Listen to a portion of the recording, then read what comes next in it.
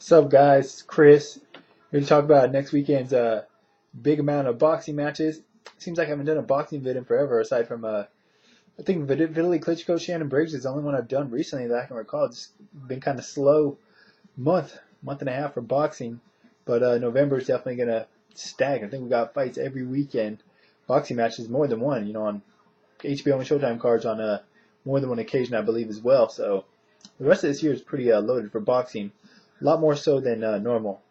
But then again, like I said, we had a light October and September, so making up for lost bouts. Anyways, talk about the HBO Boxing After Dark card first because I've said before I'm on the West Coast. My Showtime, I don't get it live, so I gotta wait to watch it till like a 3-hour delay. Thus, I won't be watching the Showtime fights till later in the night, and I'll be watching the HBO fight live. So those are the ones I'm gonna talk about first. Got a doubleheader on HBO Boxing After Dark. Not going to go too in depth on any of these fights, really. Maybe the Rafael Marquez one, but that's about it. Got Robert Guerrero taking on Vicente Escobedo. Ghost coming off that win of unanimous decision over Joel Casamayor. Kind of an ugly, boring fight. I thought Robert Guerrero would get a much more convincing win, but just wasn't a very impressive performance by him. Escobedo coming off a TKO win over a guy named Carlos Urias. Before that, he lost a split decision to Michael Katsidas. Should be a good stylistic matchup.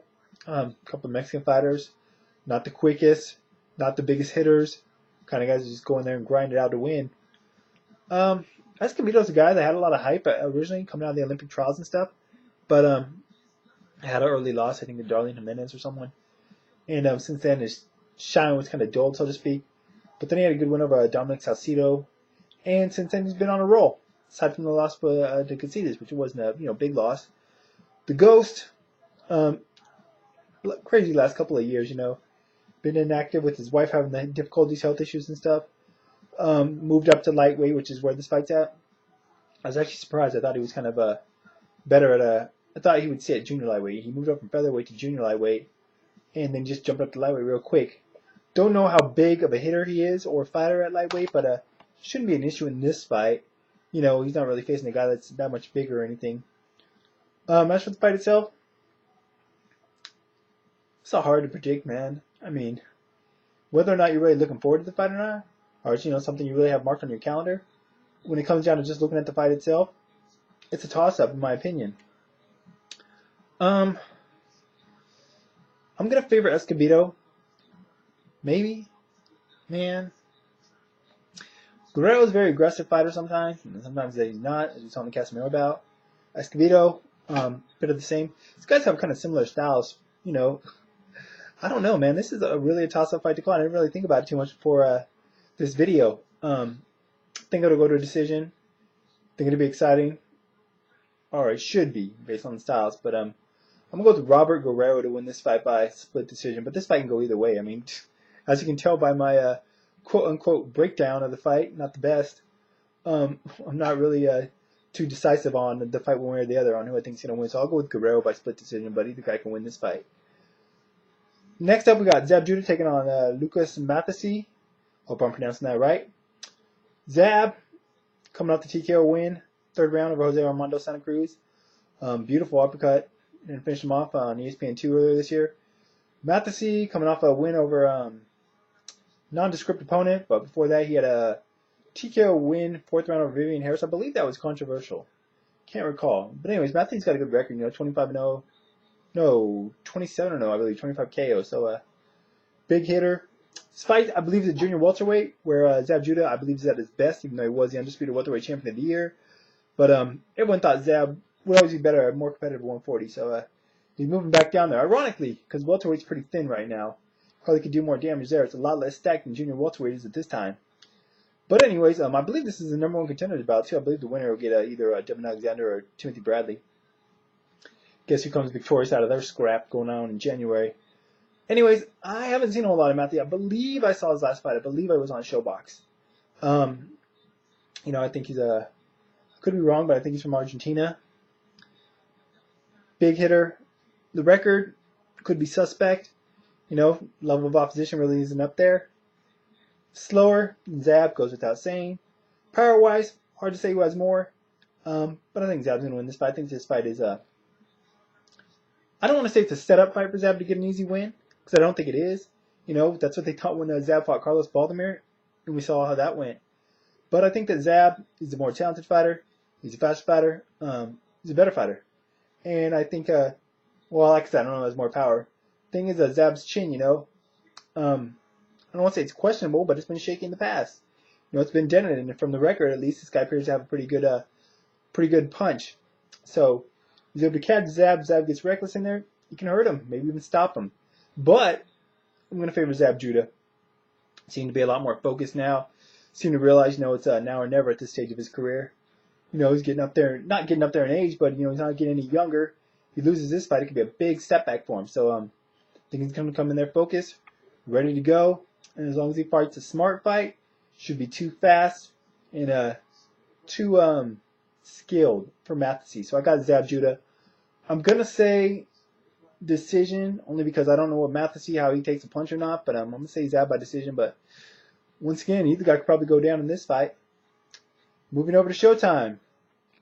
First up, I believe this is part of the Super 6 deal. Alan Green taking on the replacement for Andre Duro, who recently withdrew from the tournament, Glenn Johnson. Alan Green's coming off you know, I hate to be harsh, but an embarrassingly one-sided decision loss to Andre Ward after he was slaughtered in this Super 6 tournament, replacing Jermaine Taylor. Glenn Johnson coming off a loss unanimous decision to Divorce Cloud. Actually, a lot more competitive than I thought it would be, regardless of the scorecards. Glenn Johnson was closer in that fight than I think that the scorecards would lead you to believe, but Divorce Cloud won that fight.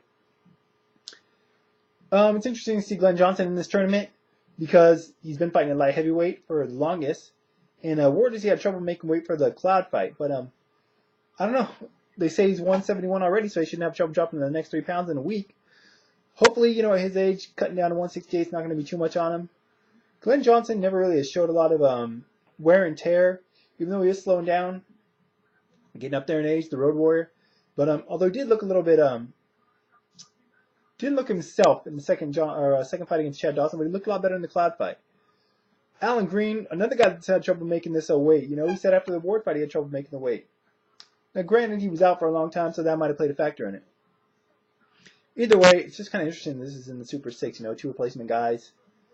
But, you know, they're trying to salvage the tournament now that Kessler and Durrell and Taylor have all withdrawn from it. As for the matchup, I'm going with Glenn Johnson. You know, Alan Green, he just hasn't, you know, talks the talk, but rarely backs up his words in the ring. Now, I don't want to disrespect the guy in any way. You know, I think he's a skilled fighter, but you know, coming off that Ward, going into that Ward fight, we're talking a lot of trash, and he just really didn't bring it. You know, like I said, Glenn looked good in his last fight against Cloud. Now, unless the weight drop, well, then again, like I said, the weight's going to be a problem. It may be a problem for both guys. So I don't really see a significant, you know, disadvantage for either fighter in that regards. So I'm just going off who I think is the better fighter, and I'm going to go with Glenn Johnson. Very aggressive fighter, going to stay on you, very busy. Alan Green, not so much. Alan Green just has not looked that good lately, you know. I think Glenn's going to be all over him from the get-go. Jump on him, go to the body, go to the head. Just fight a typical Glenn Johnson fight. In your face, never letting the foot off the gas, and just putting the pressure on, letting the hands go nonstop. And I just don't know if Alan Green's going to be able to really exploit that or take advantage of that or do anything with it. Alan Green's a skilled fighter, probably the faster of the fighter, but he doesn't have the power, I think, to really hurt Glenn or get him out of there. I mean, Tavoris, he hit him with some huge bombs, couldn't get him out of there, even though he hurt him. So I don't think Green's going to be able to do that. Green's slicker, but I don't see him outboxing Glenn Johnson. Glenn Johnson's been able to hang there with boxers, you know, like Dawson, Tarver, Roy Jones. So I don't think that should be an issue. So I'm with Glenn Johnson to win this fight by unanimous decision. And on to the fight that everyone, I think, is most looking forward to next Saturday. Rafael Marquez taking on Juan Manuel Lopez. Really excited for this bout. You know, it was supposed to happen a little while ago. Got delayed because Marquez hurt his finger, I believe his thumb, in some kind of freak truck or trunk door car door incident. I don't know. Anyways, Rafael Marquez coming off the second round TKO or second round stoppage over Israel Vasquez in their fourth bout in their series of fights. Impressive in that fight, you know, but Vasquez really looked like even at the end of that bout, he was just kind of done, and that fight kind of just confirmed it, in my opinion. As for Juan Manuel Lopez, he's coming off a second round knockout over Bernabé Concepcion. Really exciting fight. Both guys got dropped and hurt in the first round, and it looked like it could have went either way. But Juan Manuel Lopez came out in the second round and absolutely blitzed and just took Concepcion out of there.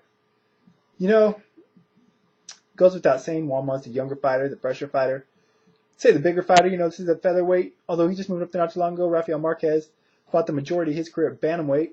Even though his last fight was at featherweight, I'm not for sure. I guess at this stage of his age, he is good there, but his chin is, he's had issues with in the past as well. Juan Manuel Lopez, as we've seen time and time again, is a pretty good hitter. If not a one-punch KO guy, he's definitely got some pretty heavy hands, especially when he puts together combinations. But that said, Juan Manuel Lopez has also shown deficiencies with his chin as well. He got dropped by Concepcion.